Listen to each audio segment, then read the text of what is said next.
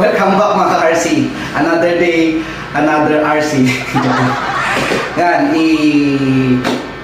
i-unbox ko na to talaga para makita nyo yung loob ng model na to. Ang model na bubuksan natin ngayon is Range Rover.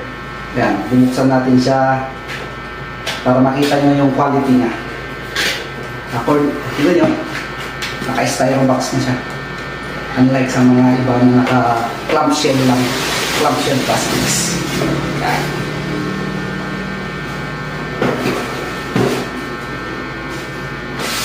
So yan, tignan nyo.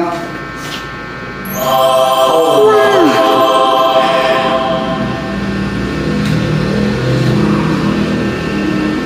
Yummy! Mainit-init pa. So yan.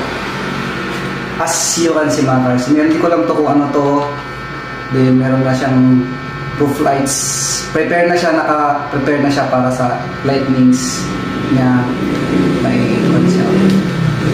bumper mount sa likod. Details na siya. Range Rover Camo Trophy Edition. Tapos yung gulong niya is napakalambot. Siguro sakto siya sa appropriate siya dun sa weight niya. Then check natin.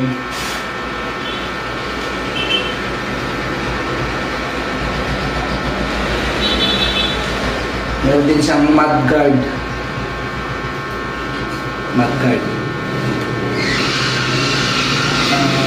Yan, may wirings na nandun. Hindi ko alam kung paano i-open ito. Sa next na video na natin i-testing ito. So yan, papakita ko lang sa inyo yung Range Rover na Camo Trophy. Paganda. Hindi siya masyadong tatalbog.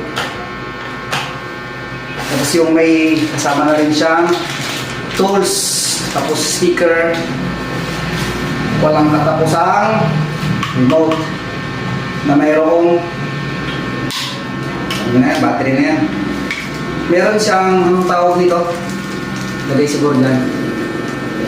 Sleep pa siya, lalagay siya dito siguro. Then, meron siyang gears and tools.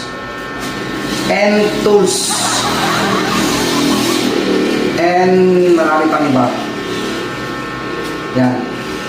Yan ang laman ng isang Range Rover.